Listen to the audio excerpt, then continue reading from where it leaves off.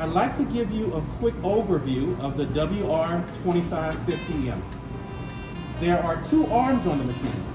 The first is for punching. The second is for binding.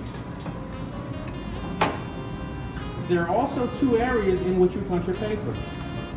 The first is for smaller wire that works with wire sizes 1/4 inch through 9/16. This is called 3-to-1 or 32 loop wire. The second is for larger wire that works with wire sizes 5/8 through 1 1/4. This is called 2-to-1 or 21 loop wire. Now, let's review the 10 easy steps to assemble your book. Step 1. Adjust your paper guide to punch books with smaller wire sizes 1/4 inch through 9/16, or larger wire sizes 5/8 through 1 inch. For the purpose of this demonstration, we will be punching and binding books with smaller wire.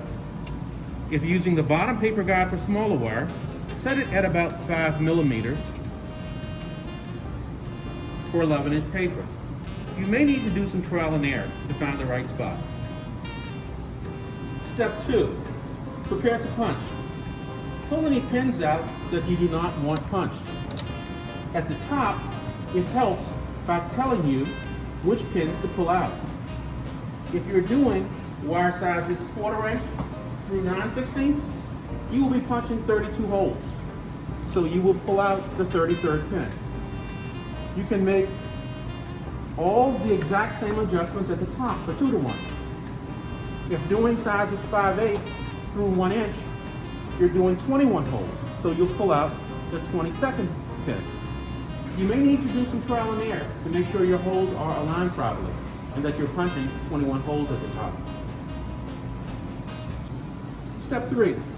Bring down the first lever to punch. The same lever punches both the 3-to-1 and 2-to-1 at the same time. I'm also going to punch my front and back cover separate from my contents. Step 4. Select the correct size wire. There's a guide on the front to help you select the correct size wire. Step 5. Make adjustments to close the wire. Turn the dial on the right to close the correct size wire.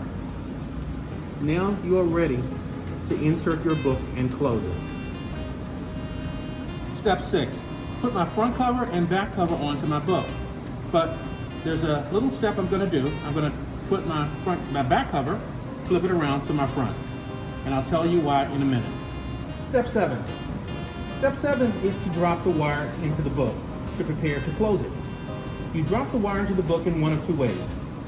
The first way is by extending the book over the edge of the table and dropping the wire into the first hole, then letting it fall into all the other holes, spinning it and crimping it.